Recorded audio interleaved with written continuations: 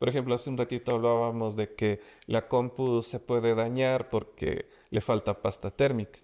Pero yo te puedo decir con conocimiento de causa, porque he desarmado la compu y le he puesto pasta térmica, que sí. O sea, que uno va viendo cómo se va quemando en función del uso de la máquina. Entonces, una cosa es conocer de manera intelectual y otra cosa es haberse metido a la mecánica y abrirle, desarmarle y verle incluso por dentro cómo funciona. Entonces, conocimiento y sabiduría son como grados del saber, como niveles de acceso a ese conocimiento. Sí. Sí, sí.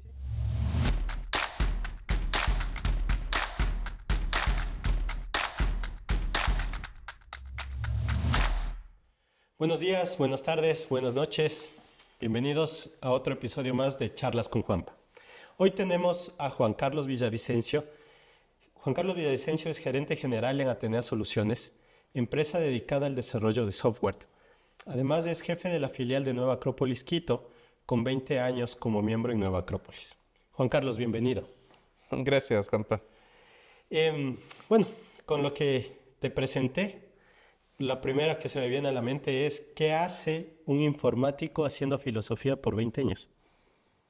Caramba, ni yo sé qué es lo que hago acá, pero sí te puedo dar unas pistas porque cuando uno tiene un cierto llamado a ciertas actividades, tanto en lo profesional como en lo humano, uno tiene que seguirlas, porque estos pequeños llamados son como unas pequeñas chispas o luces de cuál es tu vocación.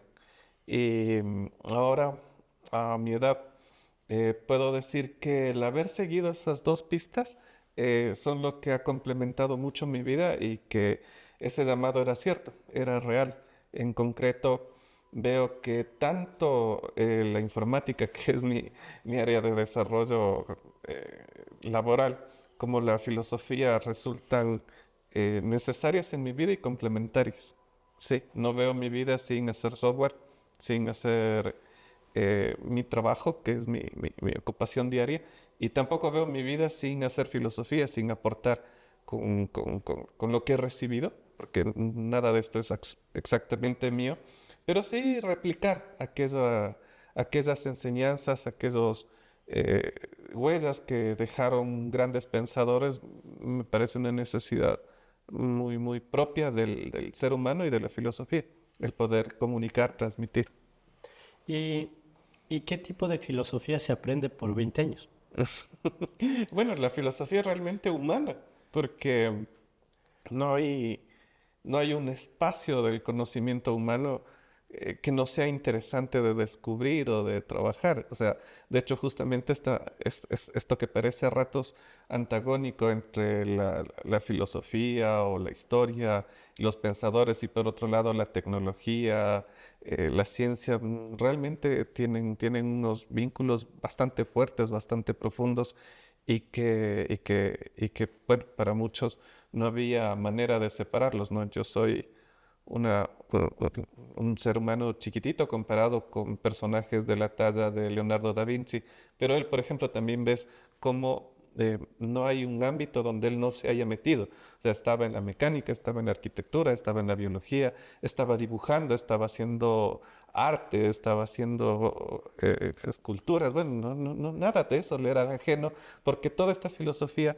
o esta forma de ver el mundo es lo natural en el ser humano. Claro, y es algo que también te permite manejar de manera integral. Sí, claro, o sea, porque, de nuevo, o sea, es como que, mira, en este mundo nacimos con dos manos, y si de pronto te dedicas solamente al tema tecnológico, es como que desaprovecho mi otra mano. Y cuando usas las dos, bueno, tienes una experiencia de vida completa. Y la filosofía que has venido practicando tanto tiempo, ¿es intelectual o no es intelectual? Porque normalmente ahora se ve que la filosofía es un tema muy intelectualoide, muy un tema de acumulación de conocimientos. Por 20 años debes de acumulado un montón. Bueno, acumulado no tanto, no ha sido mi razón de ser. Pero justamente yo creo que la filosofía te ayuda a quitarte la O, porque no es ni lo uno ni lo otro, o sea, no es lo intelectual o lo práctico. En realidad son ambas. Sí. De hecho, como filosofía veo mucho el coger un poquito y vivirlo mucho, porque es complejo llevar a la práctica todo eso elaborado, superior. Es mejor coger un poquito y vivir más. Pero por otra parte, tampoco desprecio lo intelectual. O sea, de hecho, el intelecto ha hecho el mundo que tenemos en todas sus buenas facetas. Y, y- y lo que veo es que hay que utilizar, porque creo que el problema actual también es que capitalizamos mucho lo intelectual y lo usamos poco. Entonces, en la medida en que aprovechemos, echándolo a práctica, pues vale la pena. Claro, y en este sentido, la filosofía práctica, por ponerle algún nombre a lo que acabas de mencionar, o natural, Ujú. que se lo podría llamar también de otra forma, ¿qué temas aborda? Bueno, la filosofía aborda todos los temas. Si pudiera ponerlo en cuatro temas grandes, como lo ponían los pensadores en la antigüedad, te diría que es política, que es ciencia, que es religión y que es arte. Sí, esa pirámide, bueno, nosotros la trabajamos en clase justamente como una, un camino hacia llegar hacia la cúspide de la pirámide, que sería la filosofía. La filosofía entonces se expresa en estas cuatro grandes áreas del saber humano. Si hablamos de la filosofía natural o Ujú. práctica, ¿qué temas aborda? Entonces, como te decía, bueno, uno para ser filósofo no puede dejar de ser político. Sí, político en el sentido em, real de la palabra o digamos tradicional de la palabra, porque hoy en día política se entiende por vota por mí o quiero, quiero un cargo en el Llegar gobierno. al poder. No en ese sentido, en el sentido del ser político como aquel personaje que conduce a los seres humanos hacia la felicidad, hacia el bienestar, hacia aquellas cosas que nos hacen definitivamente humanos, porque esa sería la verdadera razón del ser político o del ejercer la política. Entonces, el filósofo busca la verdad, alcanza un poco de esa verdad y cuando tienes algo que es bueno es como difícil no comunicarlo, no transmitirlo a tus amigos, a tu familia, a tus vecinos, a tu comunidad.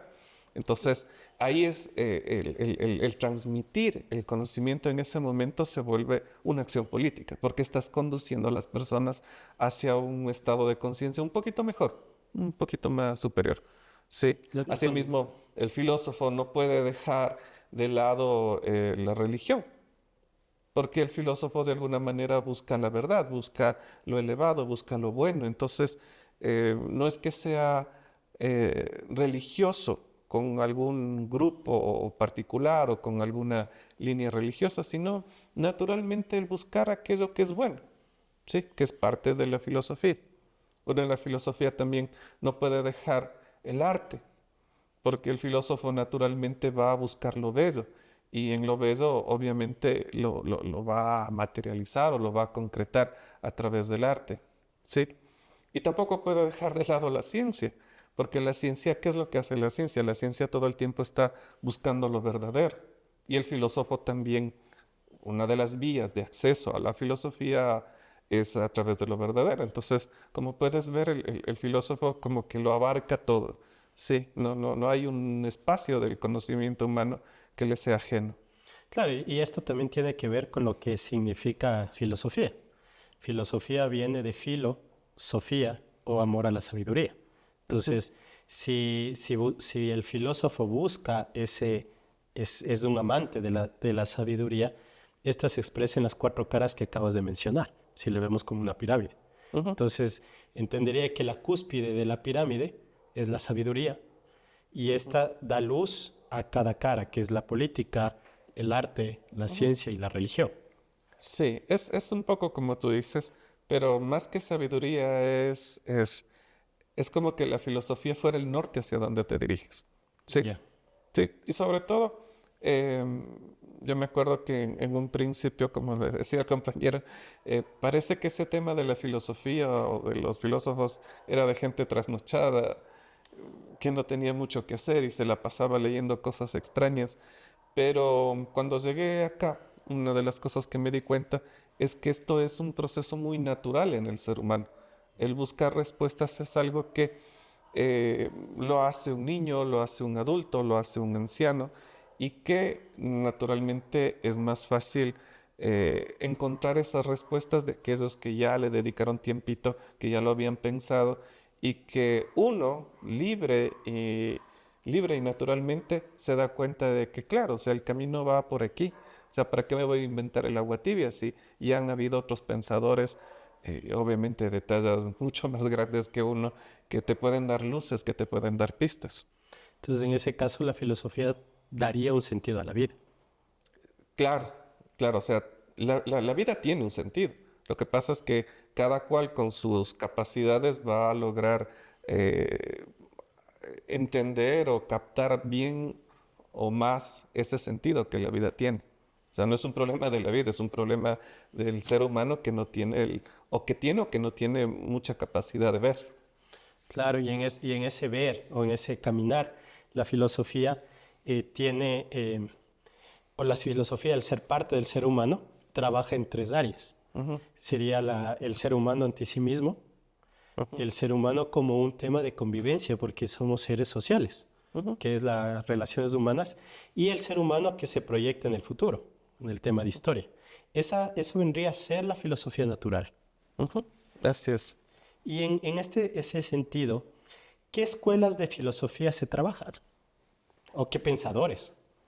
Bueno, ¿sabes qué? Como una escuela de filosofía en particular, no, no, no, no. Nosotros, como movimiento filosófico, como escuela de filosofía, nuevo, actual en esta vida, no vamos a refugiarnos en las cavernas y a meditar como monjes, o nos vamos a poner trajes de sábanas como los griegos, porque no queremos ser griegos, ni queremos ser monjes tibetanos. Pero lo que sí queremos ser los mismos seres humanos que somos hoy en día. La diferencia radicaría en que, eh, ¿qué es lo que hacían las escuelas de filosofía en el pasado? ¿Y qué es lo que hace una escuela de filosofía en el presente? ¿Sí? En ambos casos, el denominador común es que son espacios de libre pensamiento y donde principalmente se provoca que la persona se ponga en las condiciones para aprender. Sí, en ese sentido, por ejemplo, en el mundo común como lo conocemos hay mucho de instrucción. Las personas van a los colegios, a las universidades y reciben mucha instrucción intelectual que está muy bien, pero hay pocos espacios en cambio para vivir ciertas experiencias, no de carácter muy intelectual, sino más de carácter humano.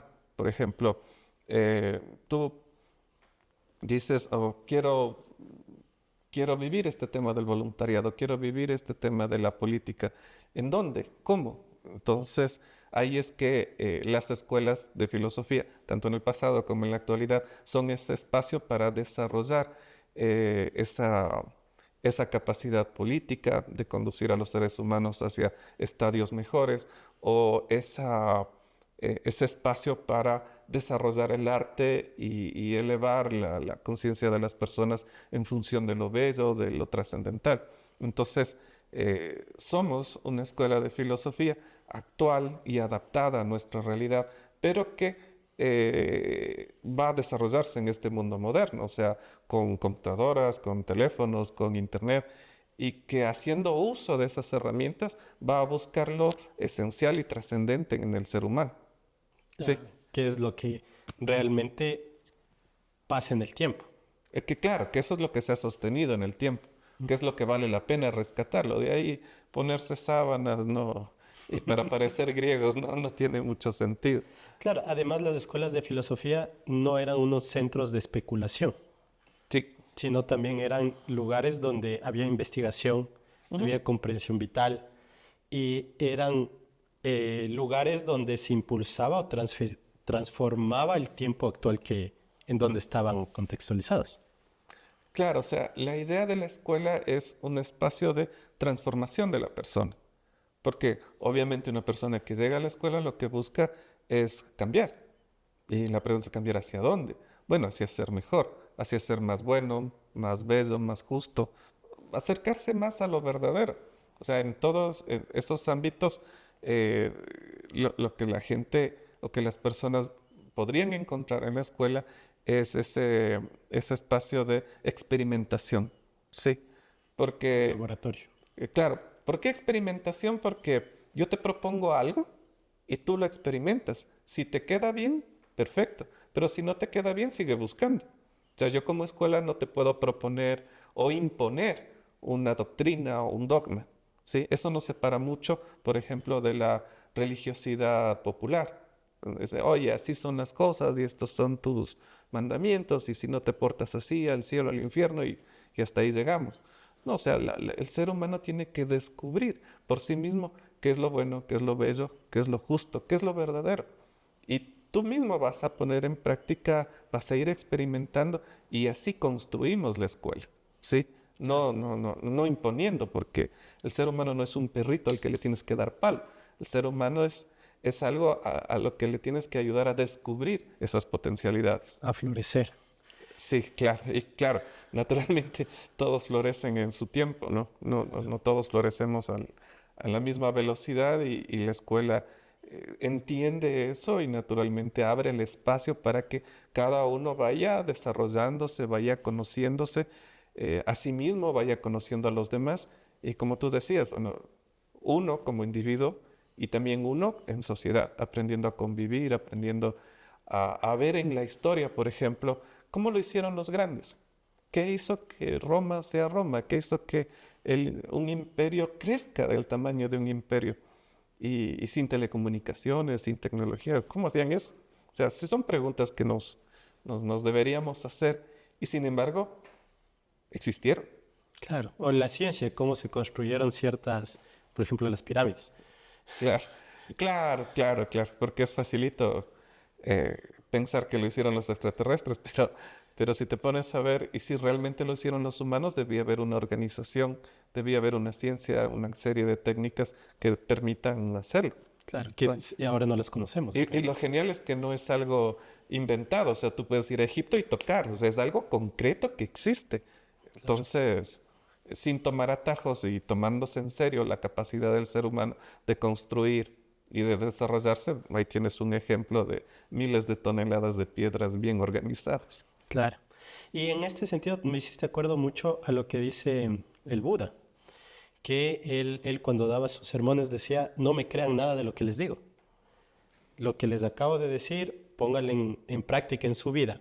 Ujú, Y lo que te funcionó, quédate con eso y sigue, y lo que no, descártalo.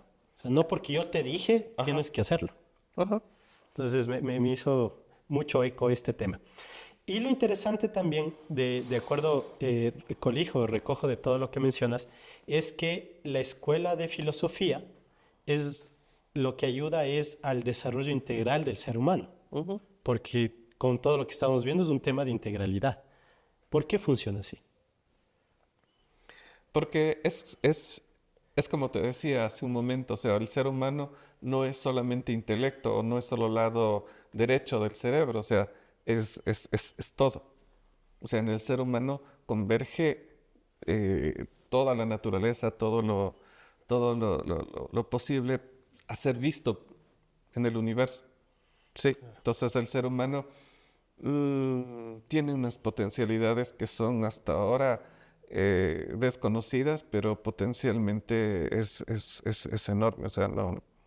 Claro, y eso también te da la oportunidad de conocer otras realidades que no las entendemos mucho. Por eso dice, si quieres conocer a los dioses, conócete a ti mismo, Sí. que es otra forma de decirlo. Y en este sentido, nosotros también a nivel sensorial o a nivel de cómo está enfocada nuestra forma de ver las cosas, la mayoría de personas estamos enfocados en captar la parte que nuestros sentidos captan. Ujú. Pero eso es una parte de la naturaleza, como mencionabas, o esa es una parte eso es una parte únicamente de lo que es, de lo que es la naturaleza, de lo que es la vida. ¿Qué más, o a través de la filosofía, qué más podemos ver luego de los sentidos? Bueno, es que hay cosas, por no, qué error llamarle cosas. Pero mira, estamos claros que nuestros cinco sentidos captan la realidad. Sí, pero es una parte de la realidad. Sí, hay elementos que no podemos captar. Por ejemplo, la señal del celular está transmitiendo datos y el celular los está captando. Sin embargo, nuestros sentidos no los captan. ¿Con qué nos dimos cuenta que esas señales existen? Construyendo aparatos. Esos aparatos sí fueron pensados y diseñados para identificar esas señales. Y hay una serie de realidades que están más allá de lo objetivo en nuestros sentidos y que naturalmente existen.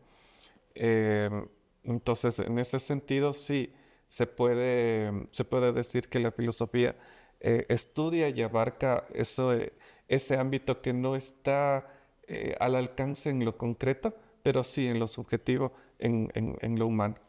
Claro, y eso también vendría a ser lo que en la filosofía hacemos, que es buscar la causa.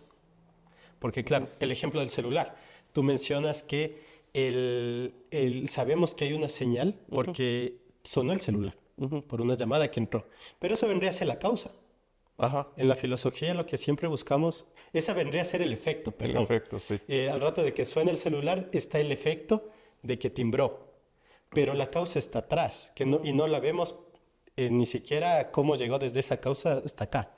Eso sería la filosofía. No lo vemos objetivamente con nuestros sentidos, pero sí con otros aparatos. Y naturalmente que nuestros sentidos, como solo captan una parte de la realidad, eh, no pueden o no tienen a disposición ver muy fácilmente el origen o qué fue la causa primera que lo originó.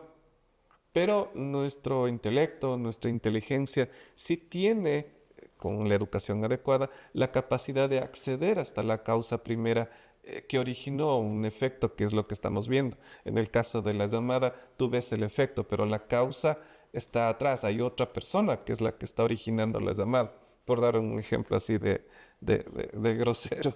Claro. Sí. Sí, y ahí viene entender las causas, porque lo interesante, creo yo, de la filosofía es que si tú, hay dos formas de vivir. Una es solo solo viviendo los defectos de cada decisión que tomas y no entendiendo por qué Ujú, vives lo mismo, o por qué ujú, te está pasando las cosas, o por qué a mí, que son muchas de las expresiones que mucha gente decimos. ujú, Otra cosa es, a ver, yo me responsabilizo de mi vida ujú. y sé que cada acción o no acción, porque también el no hacer algo Ajá. es una decisión personal, consciente o inconscientemente, pero todo eso, lo que pensé, la motivación que me dio, por qué lo hice y demás, Ujú, todo eso hace que hoy, todas esas son las causas de que hoy viva lo que estoy viviendo.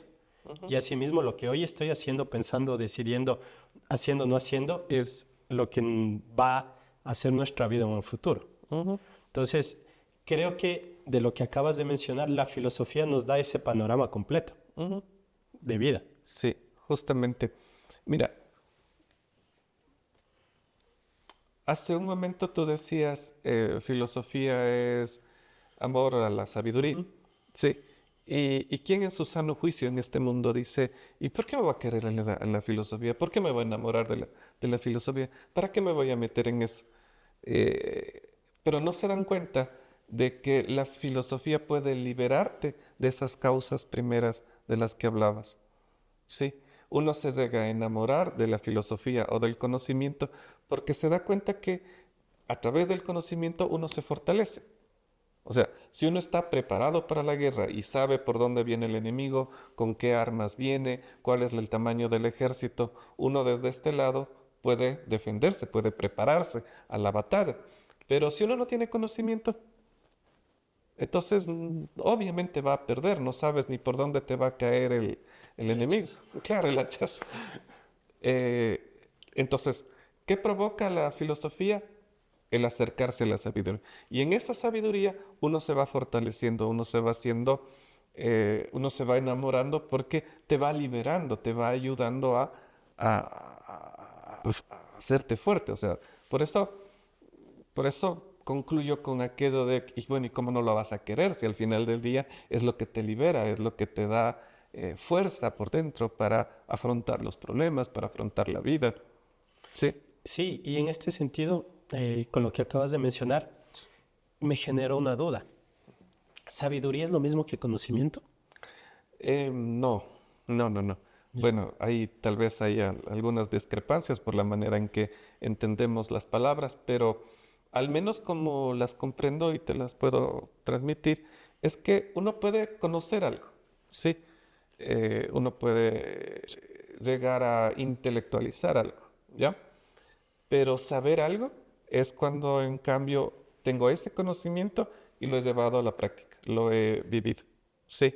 Por ejemplo, hace un ratito hablábamos de que la compu se puede dañar porque le falta pasta térmica. Pero yo te puedo decir con conocimiento de causa, porque he desarmado la compu y le he puesto pasta térmica, que sí. O sea, que uno va viendo cómo se va quemando en función del uso de la máquina. Entonces, una cosa es conocer de manera intelectual y otra cosa es haberse metido a la mecánica y a abrirle, desarmarle y verle incluso por dentro cómo funciona. Entonces, conocimiento y sabiduría son como grados del saber, como niveles de acceso a ese conocimiento. Sí. Sí, sí, totalmente claro. Y en este sentido, con todo lo que hemos conversado hasta ahora, colijo que la filosofía activa o la filosofía natural es una forma de vida. Ah, sí, se te hace una forma de vida. O sea, cuando sí, que es no solo una forma de vida, sino es un estilo de vida. Porque uno empieza a preguntarse mucho, bueno, ¿y por qué pasa esto? ¿Y qué quería decir esta persona con aquello? Y cómo naturalmente te nace aquello de conducirlos hacia ser mejores. Entonces, por ejemplo, en una problemática, tú no te enojas, ¿sí? A pesar de tener los motivos, sino que buscas cómo educarle a esa persona, o sea, para que no genere más problemas, sino más bien veamos la solución y caminemos hacia adelante. Porque es mucho de nuestra cultura, ¿no? Tener un problema y pasarse patinando en la problemática y no buscar una alternativa. O sea, tenemos un problema en la educación, tenemos un problema en los niños. Ya, pues entonces seamos educadores, seamos mejores seres humanos para dar mejor ejemplo a los niños. O dices, es que hay pobreza. Sí, claro, la pobreza ha sido algo de esta cultura y de todas las culturas. Entonces, hagamos algo por generar riqueza. O sea, no quedémonos patinando en el problema, busquemos solución. Entonces se te hace naturalmente un estilo de vida. Claro, y no te quedas en la queja. Claro, porque quedarse en la queja es enfermizo, ¿no? Sí, no sacamos nada tampoco en eso. Y en esta forma de vida, ¿cuál sería el hilo conductor o qué nos llevaría para mantener una forma de vida natural o humana? Verás, justamente hace un momento tú decías el tema de la moral, Ujú. ¿sí?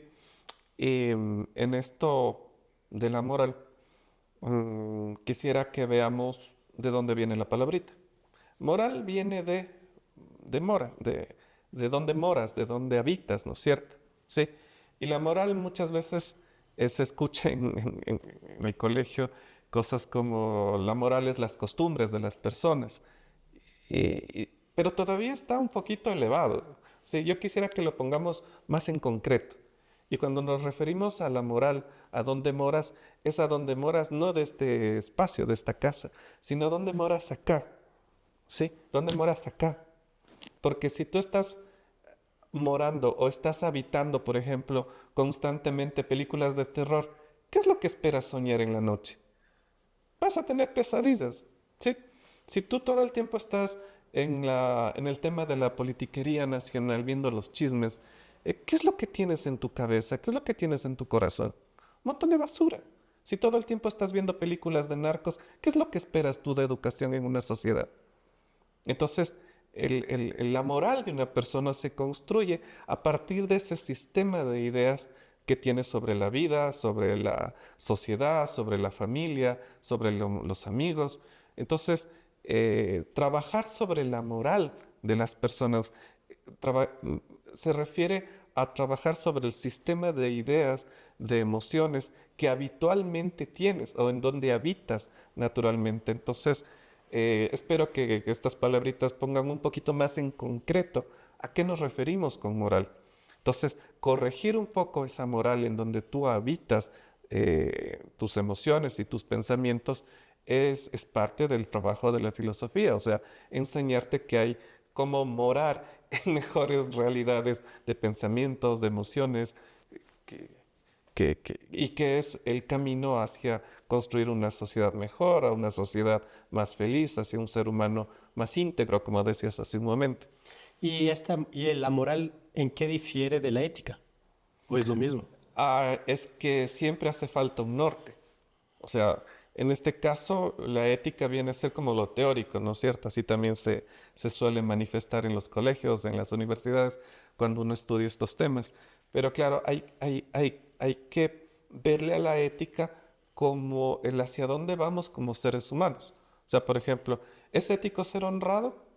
Sí. O sea, Tal, tal vez hasta que no me ponen frente a un proyecto, frente a un contrato, entonces yo no sé lo que es ser honrado porque no he tenido el espacio para coimar a alguien, pero si te das cuenta que para hacer ese contrato no hace falta el soborno, el chantaje, entonces ya pues, si es que en tu construcción de pensamientos, en tu vida moral, está claro que el atajo no es lo correcto, entonces la ética siempre fue tu norte, siempre fue el así se construye, hacia allá vamos y no te vas a dejar seducir por el atajo, por el camino fácil, por el darle un soborno para que te den un trabajo. Entonces nosotros no sabemos en qué momento de la vida nos va a tocar una prueba de ese estilo y estar preparados en la ética, o sea, tener claridad en ese norte, va a permitirnos tener construido ese caminito moral para no caer, para no dejarnos vencer por esas tentaciones. Si la idea es este camino, como mencionas, para no dejarse vencer, me suena a un camino del héroe. Bueno, sí, en este mundo, para ser honestos, para ser éticos, hay que ser un poco de héroes. Porque si no, la sociedad te come. Yo creo que los pocos seres humanos que quedan con claridad interna, con lucidez sobre lo que es lo correcto, lo justo, bueno, son poquitos, pero debe haber una cantidad importante para que aún no nos acabemos de matar los unos a los otros. Claro. Y claro, y en realidad en las civilizaciones también, antes, la virtud era el medio para llegar a los dioses, en una manera de verlo así. Sí, claro, bueno, cuando hablas con una persona creyente, seguramente los dioses sea una palabra atractiva, pero para quienes no participamos mucho del tema religioso, vemos que la virtud es la manera de llegar a ser felices, que es otra forma de realidad, tal vez en connotación religiosa, ¿no?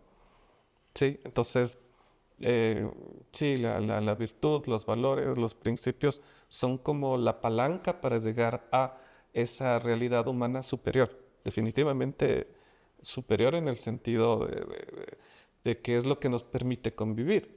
O sea, porque si no nos portamos honrados ahorita entre los que estamos en este espacio, puchas, no tendría la confianza de soltarte el celular, o sea, tiene que haber un mínimo de confianza. Y en la sociedad, para uno, por ejemplo, promover un proyecto, hacer una empresa, necesita un mínimo de confianza en la honradez de las personas. Y las personas también confían en la honradez de la empresa para sus productos, sus servicios, poderlos acceder. Entonces, te das cuenta que esta pequeña virtud, por decirlo de alguna manera, es la pieza clave para que la sociedad funcione. Sin honradez la sociedad no, o en confianza, si no hubiera un mínimo de confianza, la sociedad no podría funcionar. Sí. Claro, y en estas virtudes que mencionas o estos valores, hay valores que se mantienen en el tiempo, por llamarlos atemporales, y hay Ujú. otros que son muy específicos o no? O sea, ¿cómo funciona? Porque hay diferentes sociedades. O sea, tal vez lo que para mí está bien, para alguien que vive en Medio Oriente no. O al revés, Ah, sí, por poner un ejemplo. pero es que mira, no solo los valores son atemporales, los antivalores también son atemporales. ¿O en algún momento fue bien visto ser ladrón? ¿En algún momento ser desleal ha sido bien visto? Jamás. O sea, tanto los valores o las virtudes como los antivalores o los defectos en el ser humano pertenecen a una línea temporal, por decirlo de alguna manera. Sí. Entonces sí, hay ciertos valores que son trascendentales. ¿Por qué trascendentales? Porque trascienden el tiempo y que van a ser válidos en nuestra actual realidad como fue actual y realidad hace 2000 años. O sea, me imagino que para un romano también la virtud era lo que eh, podía guiar el camino hacia levantarse todos los días, preparar la comida para tu familia, el trabajar para tus hijos, naturalmente. Y hoy, aunque el trabajo es distinto, igual es lo que motiva a un ser humano a levantarse todos los días. O sea, o ponle en otro plano, o sea, te imaginas un Miguel Ángel eh, quejándose de su jornada laboral y puchas, otra vez me toca pintar esta pendejada. No, pues, o sea, le motivaba la virtud, buscar lo bello, dejar huella, ser trascendente, que es también lo que nos levanta a todos de alguna manera. O sea, alguien que tiene despierta la virtud por dentro, se levanta no quejándose, miércoles, otra vez me toca ir a desarrollar software. No, pues, o sea, es la aventura de protagonizar, de dejar algo para los demás, para trascender. Entonces, aunque los medios han cambiado, pero lo humano sigue latente y necesario de ser descubierto para seguir existiendo. Eso es lo que le da sentido a nuestras vidas. Y en este sentido, ¿cuáles son los valores que te permiten aferrarse a ser humano? ¿Cuáles son los valores atemporales? ¿Cuáles son los que se mantienen en el tiempo? Que no importa la cultura, no importa si eres hombre o mujer, no importa si estás en América, en China. ¿Cuáles son esos valores? Mira, yo creo que cualquiera que sea el valor que tú trabajes o despiertes, necesariamente va a levantar una serie de otros valores que al principio uno no los ve mucho, pero que se van a tener que... supongamos ya, si hablábamos de la honestidad y la corrupción hace un momento, tú empiezas a trabajar la honestidad y no puedes dejar de lado la verdad o el ser veraz. O sea, no podría ser honesto y no robar y al mismo tiempo ser mentiroso. O sea, cuando tú trabajas una virtud, las otras como que se van despertando también de a poco. ¿Sí? Cuando tú ves un defecto, resulta que no está él solito. Ha habido un montón de defectos por detrás que uno no los alcanza a ver, pero que en la medida en que los trabaja, bueno, los va buscando estrategias, ¿no? Y para eso la filosofía también te acompaña mucho, ¿no? Para ver cuál es la mejor estrategia para trabajar con esos defectos tuyos.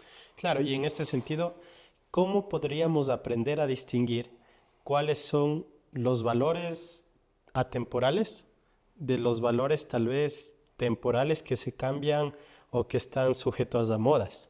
¿Cómo puedes, para la gente que nos esté escuchando, qué tip le podrías dar como para distinguir uno del otro?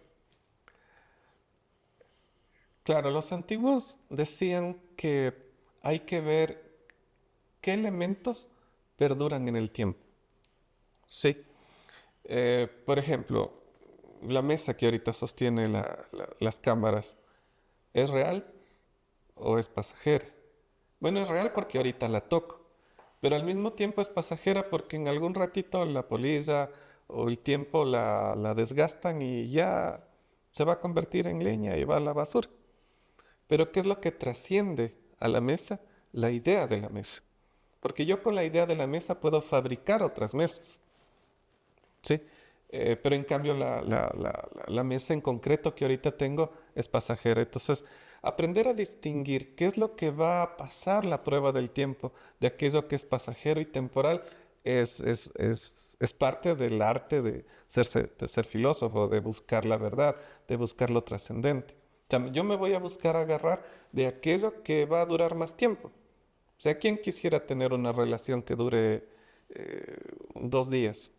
Es doloroso cuando una relación dura 2 días. Uno busca una relación un poquito más a largo plazo, ¿sí? Cuando es real.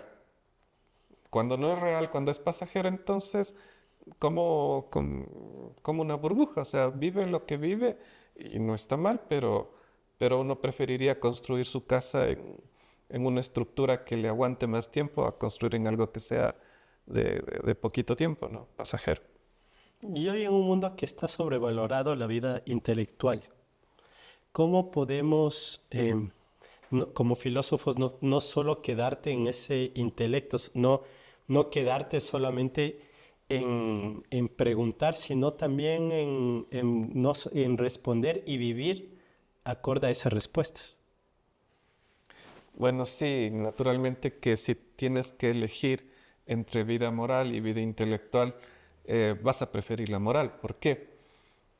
Porque la intelectual se vuelve como una, un capitalismo de conocimientos, pero sin ninguna utilidad. Y si la filosofía realmente fuera así, créeme que yo tampoco me hubiera quedado, no me hubiera puesto en este camino. Pero cuando la vida se vuelve moral, se vuelve parte de tu morada diaria, de tu lugar habitual de tránsito, entonces vas a preferir tener una vida coherente entre lo que sientes, lo que piensas y tu actuar en la vida, tu actuar en concreto.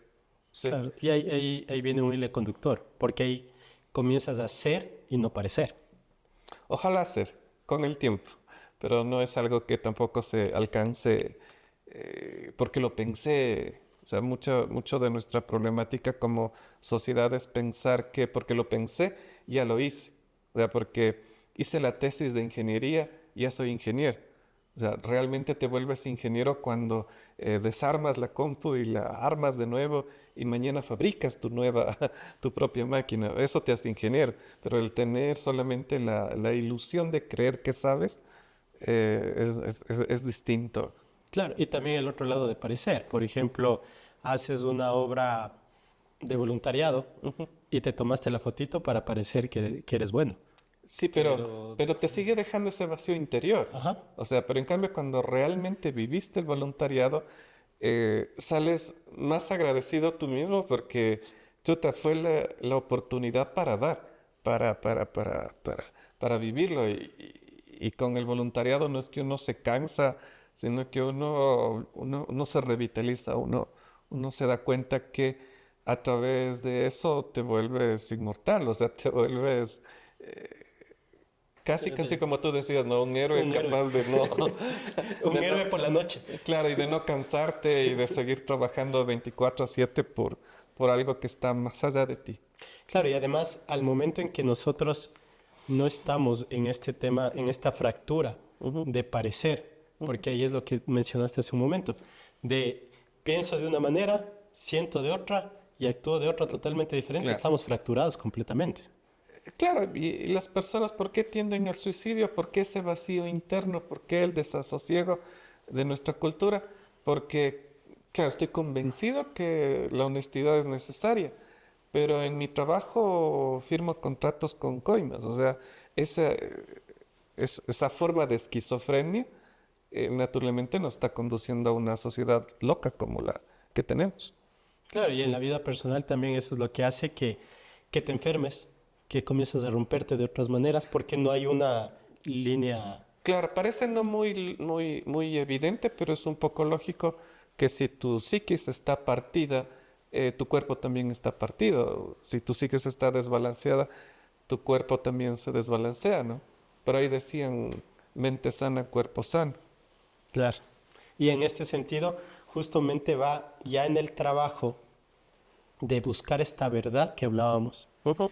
o esta sabiduría, hay que buscarla, hay que amarla y hay que practicarla. Mm, claro. ¿Y cómo podemos o cómo se traduciría en el día a día este amar, buscar y practicar? Bueno, sabes que a veces las palabras son demasiado rimbombantes. Creerse sabio porque ha leído dos cositas es un poquito exagerado. Pero sí se puede llevar a la práctica ciertas cosas, aunque sean pequeñas. Uno podría decir, soy un alumno, soy un estudiante o soy un discípulo. Y decirte soy discípulo es demasiado rimbombante, demasiado exagerado, pero sí un aspirante a. Y eso sí, yo creo que nos diferencia de otros espacios. En este sentido, por ejemplo, la palabra alumno viene de esto, ¿no? Te alumbra.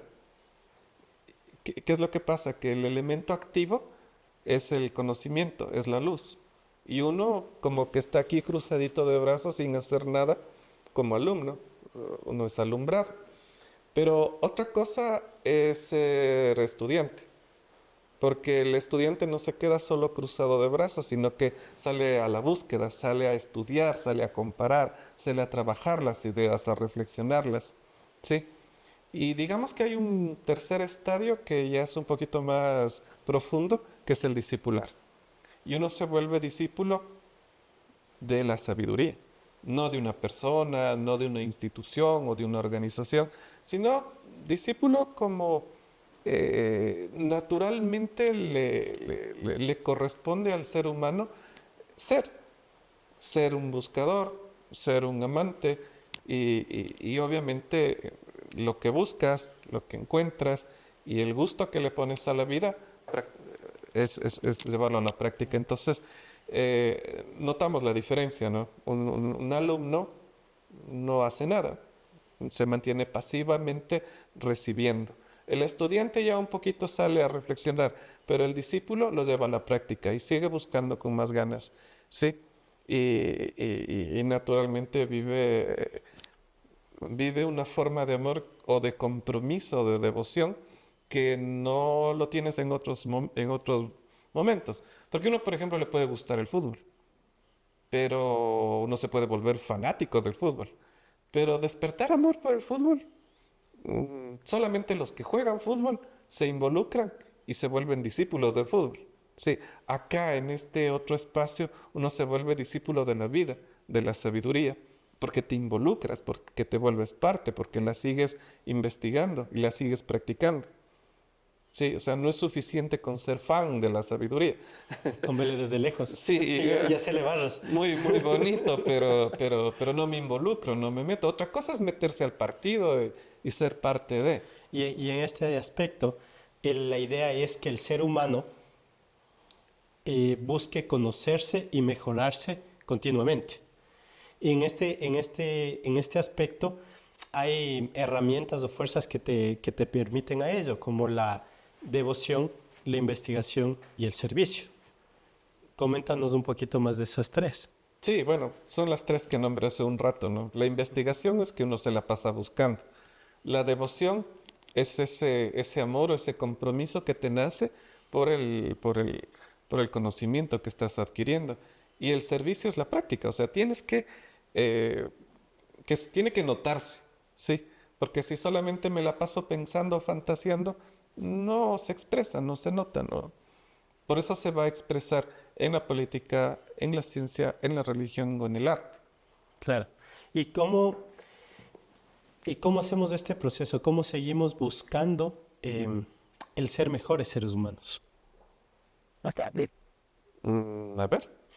¿Cómo podemos, a través de estas herramientas que mencionabas, llevar a una vida práctica constante el ir sacando lo mejor que tenemos como seres humanos? Pero te estás contestando tú mismo. O sea, Ya, pero en este sentido, ¿cómo puedo saber? Entonces, reformulo la pregunta. ¿Cómo podríamos reconocer o desarrollar estas tres herramientas para que vayas por el camino de llegar a esta verdad o esta sabiduría? Como decían por acá, en gerundio. O sea, si quieres aprender a nadar, nadando. Si quieres aprender a bailar, bailando. O sea, no. La filosofía mm, el camino de la filosofía es haciendo. Porque intelectualizando o sabiendo de memoria una docena de cosas, no llegas muy lejos.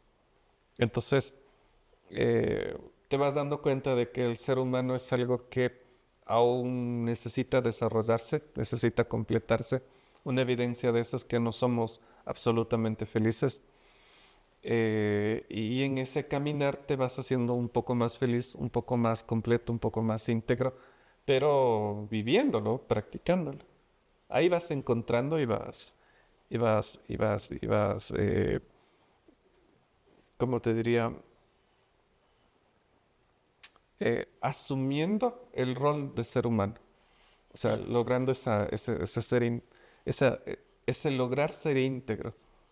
Y en ese sentido, entonces, con todo lo que hemos conversado hoy, la filosofía es un camino que nos lleva a desarrollarnos como seres humanos, como lo que somos realmente. Ujú. Sí, porque todos en general no podemos distinguir, no tengo una parte media animal y una parte media divina.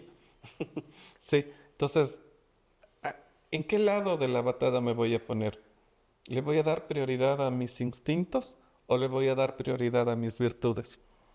Y la filosofía te ayuda, es como el paso hacia ser humano, hacia ser humano, o sea, ser más humano, a ser más completo. Y obviamente despegarse un poquito de nuestros instintos, porque tampoco voy a despreciar mi cuerpo o mis instintos. Si no fuera por mis instintos, yo me hubiera muerto. Son necesarios, pero lo que hace falta es aprender a dominarlos, a manejarlos. Y de eso se trata la filosofía, ¿no? De aprender a conocerse uno mismo. Claro, porque si te conoces a ti mismo, Conoces el universo y los dioses. Entonces, ¿nos puedes recomendar en este tema que hemos estado conversando el día de hoy, nos puedes recomendar algún libro, algún documental, alguna película para toda la gente que nos está escuchando? O sea, toda la vida arrancamos por ahí, no hay un espacio del conocimiento humano que nos podría ser ajeno. En realidad todo, pero sí, o sea, estudiar las grandes culturas, estudiar libros sagrados, buscar pensadores. O sea, está a la mano de todos el encontrar a Confucio, el encontrar a Kant. Está en manos de todos entender un poquito la civilización romana o los egipcios. Está a nuestro alcance leer otros libros sagrados como, digo otros porque a veces nos concentramos solo en uno y nos perdemos el resto de la película, ¿no? Pero tienes libros como el Bhagavad Gita o La Voz del Silencio, que son libros que te pueden provocar el acercarte a ti mismo y despertar esas cualidades muy, muy propias del humano. Qué genial. Un último, un último mensaje. Tú tienes en tus manos un celular que puede mandar un mensaje de texto a todos los celulares del mundo. Uf. Y la inteligencia artificial nos ayuda a convertirle en el idioma que cada uno habla. ¿Qué mensaje les enviarías? No dejen de aprender. ¿Ya? ¿Está claro para todos? No hay que dejar de aprender. Bueno, Juan Carlos, y cuéntanos, ¿dónde pueden ubicar a Nueva Acrópolis? Bueno, el camino más fácil es Nueva Acrópolis Quito. Nueva Acrópolis está en todas las redes sociales. Esas tres palabras claves ya te llevan al Facebook, al Instagram, al sitio web. Y bueno, ahí estarán nuestros celulares y nuestras personas de contacto que te pueden canalizar hacia algún ciclo de apertura a la escuela. Genial. Muchas gracias, Juanca, y espero vernos pronto. Sí, a cada rato. Chao.